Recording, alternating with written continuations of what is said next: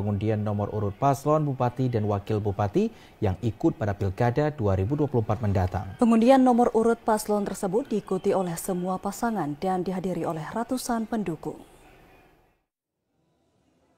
4 pasangan calon bupati wakil bupati Aceh Jaya tahun 2024 melakukan pengambilan nomor urut pasangan yang berlangsung di Aula Dinas Pemberdayaan Masyarakat, Perempuan dan Keluarga Berencana setempat. Kegiatan pengambilan nomor urut paslon Bupati Wakil Bupati Aceh Jaya tersebut disaksikan oleh unsur Forkopimda Aceh Jaya. Penetapan nomor urut calon Bupati dan Wakil Bupati Aceh Jaya berlangsung melalui rapat pleno terbuka KIP dengan dilanjutkan pengambilan nomor antrian untuk menentukan urutan pengambilan nomor urut masing-masing pasangan calon.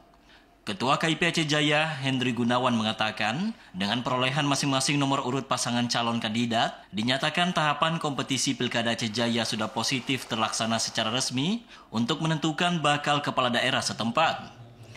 Menurutnya dalam penetapan nomor urut pasangan calon Bupati Wakil Bupati Aceh Jaya, semua pasangan ikut hadir sesuai yang telah ditetapkan pada tanggal 22 September lalu.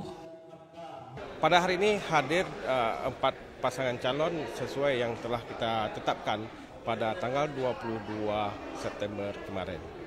Ada dari Bapak Mustafa dan Bapak Hanasri, ada juga dari Bapak Safwandi Esos dan Bapak Muslim D, dan kemudian nomor 3 ada dari Bapak Haji Yusdi dan Bapak Haji Samsudin Yahya. Kemudian nomor 4 ada dari pasangan calon Haji Muhammad Nazaruddin dan Haji Muhammad Henry Herianto.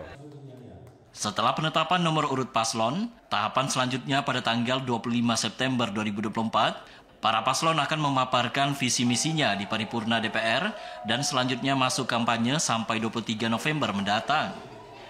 Dari Aceh Jaya, Musliadi, TVRI melaporkan. KIP Nagan Raya resmi menetapkan